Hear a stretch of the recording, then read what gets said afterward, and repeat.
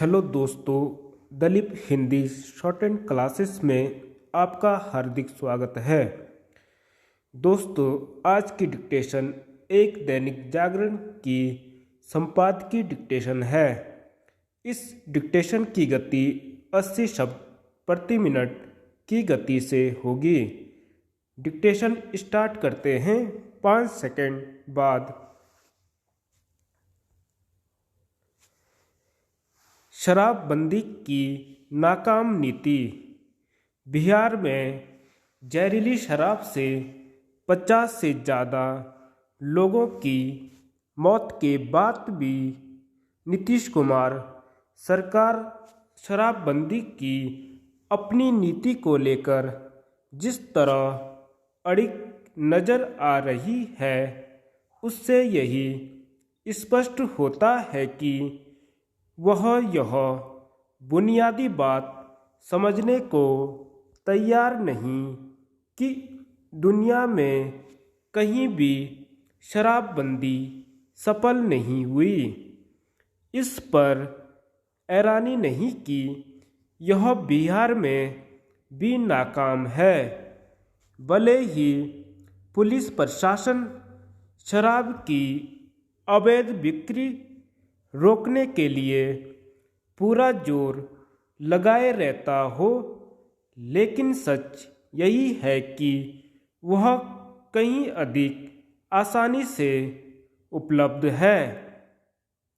शराब की अवैध बिक्री के धंधे ने एक उद्योग का रूप ले लिया है और वह मांग पर वांछित स्थान पर पहुंचाई जा रही है। इससे न तो शासन अनभिज्ञ हो सकता है और न ही प्रशासन। शराबबंदी की नाकामी का पता अवैध तरीके से शराब बिक्री के आरोप में गिरफ्तार किए जाने वाले लोगों की संख्या से भी चलता है और शराब पीने वालों की पकड़ दकड़ से भी। इसमें संदेह नहीं कि छपरा जिले में जहरीली शराब से हुई मौतों के लिए शराब की अवैध बिक्री में लिप्त तत्व ही जिम्मेदार हैं। इस घटना में यह भी स्पष्ट कर दिया कि बिहार में शराब चोरी छिपे बिक भी रही है और उसे अवैध तरीके से बनाया भी जा रहा है। बिहार में जहरीली शराब से मौतों का यह पहला मामला नहीं। इसके पहले भी इस तरह की घटनाएं हो चुकी हैं। छपरा में जहरीली शराब से हुई मौतों पर यह कहकर पल्ला नहीं झाड़ा जा सकता कि जो शराब पिएगा वह तो मरेगा ही। एक तो इस तरह का कथन पीड़ितों के जख्मों पर नमक छिड़कने सरीका है और दूसरे इस सवाल से बचने की कोशिश भी कि आखिर शराबबंदी के बाद भी शराब बिक कैसे रही थी। उचित यह होगा कि बिहार सरकार शराबबंदी के अपने फैसले पर नए सिरे से विचार करें। ऐसा इसलिए किया जाना चाहिए क्योंकि एक ओर जहां जहरीली शराब से मौतों के सिलसिले के साथ शराब की अवैध बिक्री जारी है, वहीं राज्य को राजस्व का अच्छा खासा नुकसान भी हो रहा है। अब तो यह भी नहीं कहा जा सकता कि शराबबंदी से किसी तरह का राजनीतिक लाभ मिल रहा है।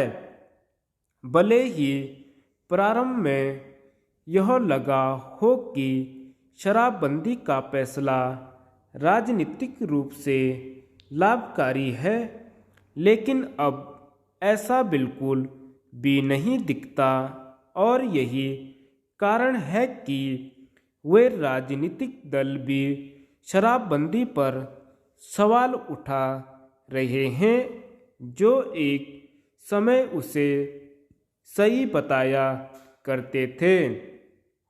ऐसी नाकाम नीतियों पर टिके रहने का कोई मतलब नहीं जो सामाजिक आर्थिक रूप से सही न साबित हो रही हों।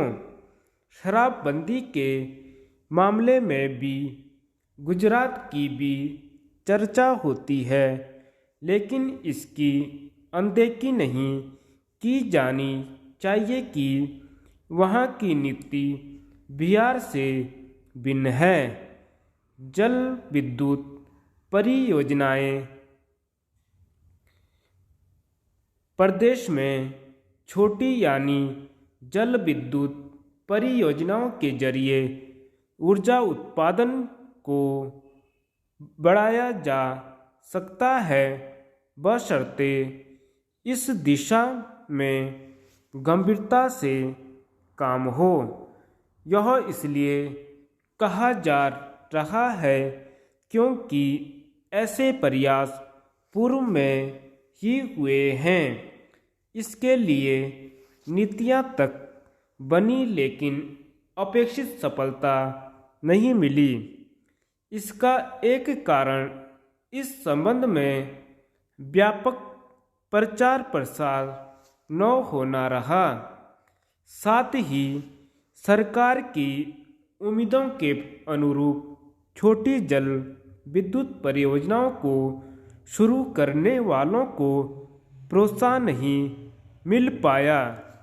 ऐसे में यह योजना शुरुआती चरण में ही दम तोड़ गई।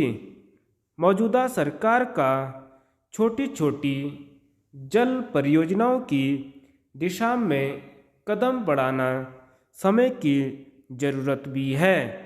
इस समय प्रदेश की कई बड़ी व महत्वाकांक्षी जल विद्युत परियोजनाएं पर्यावरणीय कारणों से लंबित चल रही हैं।